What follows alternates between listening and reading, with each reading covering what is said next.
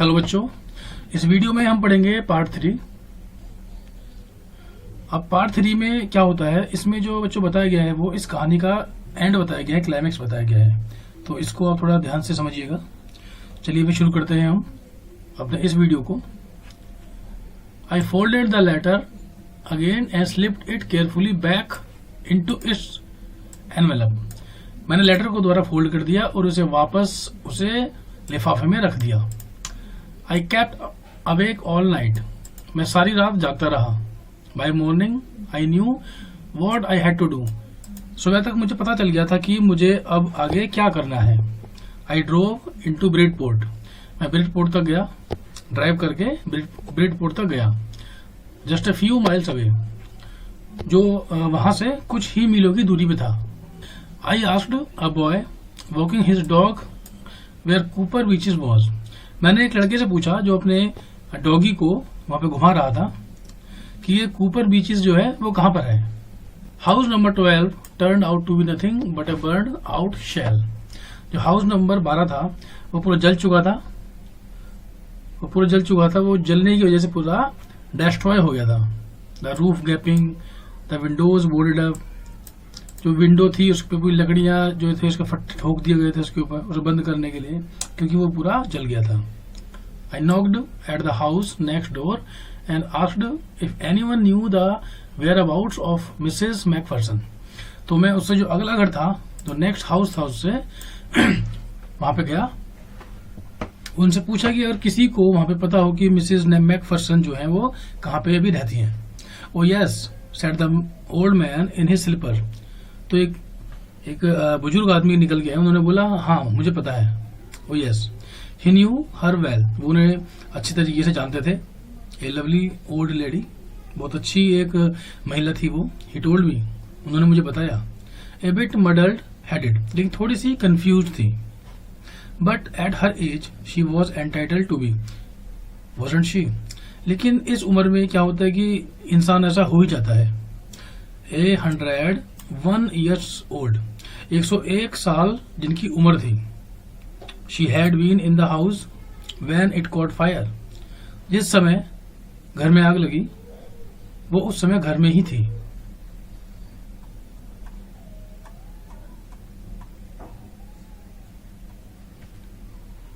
No one really knew how the fire had started.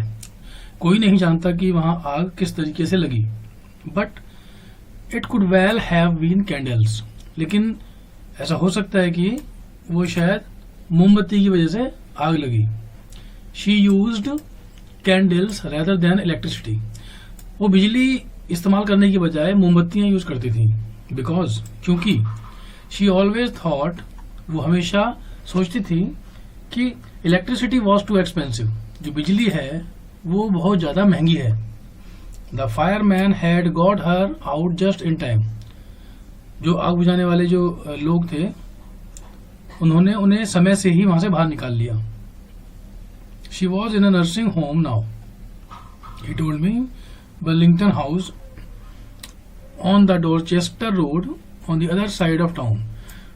वो शहर के दूसरे भाग में, दूसरी तरफ डॉर्चेस्टर रोड पर एक बर्लिंगटन हाउस है, एक नर्सिंग होम है, वो वहां पे थी। I found Burlington House nursing home easily enough. जो बर्लिंगटन हाउस था वो मुझे आराम से मिल गया।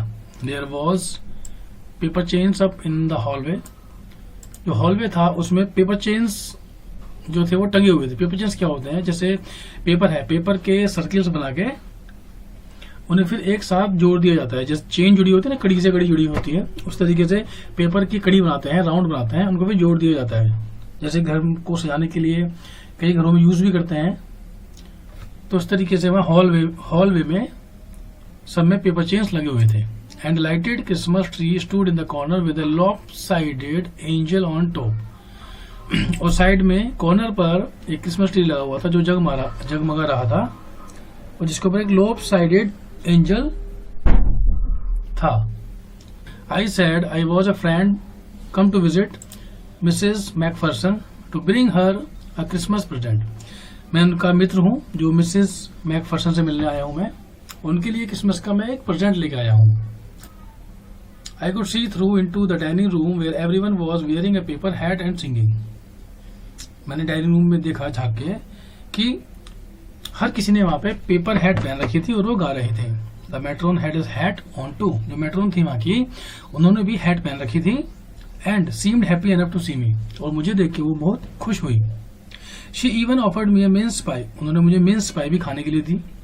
She walked me along the corridor, वो मेरे साथ कॉरिडोर तक आई। Mrs McPherson is not in with the other, Mrs McPherson है वो यहाँ पे नहीं है इनके साथ। She told me she is rather confused today, so we thought it best if she had a good rest. वो थोड़ी आज कंफ्यूज थी, थोड़ी सही नहीं थी, तो हमने सोचा कि इन्हें घर पे ही उन्हें रेस्ट कर देना चाहिए, उन्हें रेस्ट करना चाहिए घर पर ही। She has no family, you know, आपको पता ही है जैसे कि उनका कोई परिवार नहीं है। नो वन विजिट्स, कोई उनसे मिलने नहीं आता है। So I am sure she will be only too pleased to see you, तो मैं कन्फर्म्ड हूं, मैं श्योर हूं कि वो आपसे मिलके बहुत खुश होंगी। She took me into a conservatory with wicker chair and potted plants all around and left me. वो मुझे कंजर्वेटरी लेके गई जहाँ पे प्लांट्स थे चारों तरफ, और मुझे उन्हें वहां छोड़ दिया। The old lady was sitting in a wheelchair, her hands folded in her lap. एक बूढ़ी महिला अपने व्हील चेयर पर बैठी हुई थी और उनके जो हाथ थे वो उनकी गोदी में रखे हुए थे। She had silver white hair pinned into a wispy bun. उनके जो सिल्वर वाइट हेयर थे, जो सफेद बाल थे, उनका उन्होंने जूड़ा बना रखा था, बन, विस्पी बन। बन जैसे जूड़ा बनाती है ना लेडीज, तो उसे बन कहते हैं। She was gazing out at the garden. वो बाहर की तरफ गार्डन में देख रही थी। गेज मानो होता है घूरना, ध्यान से देखना। हेलो, आई सेड, मैंने कहा hello. She turned and looked up at me vacantly, वो मुड़ी और उन्होंने मुझे देखा। वैकेंटली मतलब कोई इमोशन नहीं होना, इमोशनलेस चेहरे पे। हैप्पी क्रिसमस कोनी, आई वेंट ऑन। उसके बाद मैंने कहा हैप्पी क्रिसमस कोनी। कोनी कौन है? ये जो महिला है, कोनी। I found this, I think this, it's yours. As I was speaking, her eyes never left my face. I found this. मुझे ये मिला है और मैंने सोचा था कि ये शायद तुम्हारा होगा। और जब मैं उनसे बात कर रहा था, as I was speaking, her eyes never left my face. तो वो मुझे ही देखे जा रही थी, उनकी जो आंखें थी वो मेरे चेहरे पर ही थी। I opened the tin box and gave it to her. मैंने टिन बॉक्स को खोला और उन्हें दे दिया। That was the moment her eyes lit up with recognition and her face became suffused with a sudden glow of happiness. वो एक पल था जब उनकी आंखें जो थी वो चमक गई, उनकी आंखों में चमक आ गई, और उनका जो चेहरा था जो पहले पूरा वैकेंट पड़ा हुआ था, अब उनमें जो थे हैप्पीनेस, खुशी उनके चेहरे पे दिख रही थी, वो खुशी से भर गई थी। सफ्यूज में होता है भर जाना।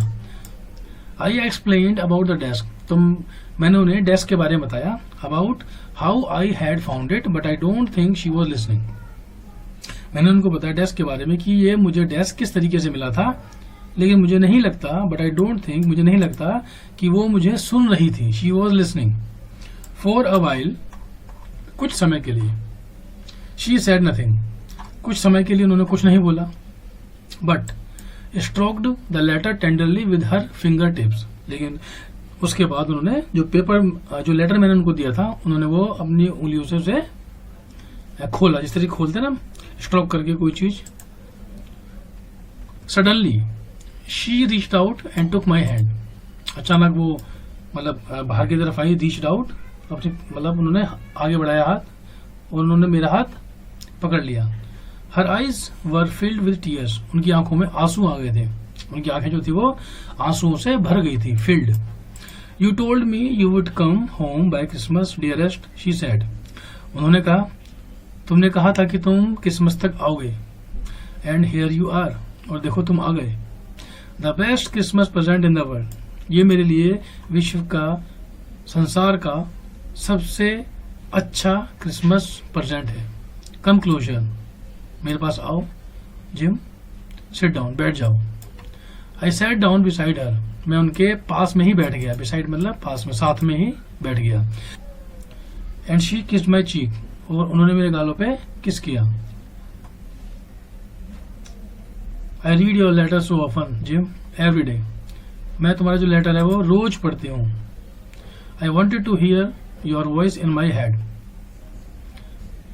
मैं तुम्हारी आवाज को सुनना चाहती हूँ, अपने दिमाग में सुनना चाहती हूँ।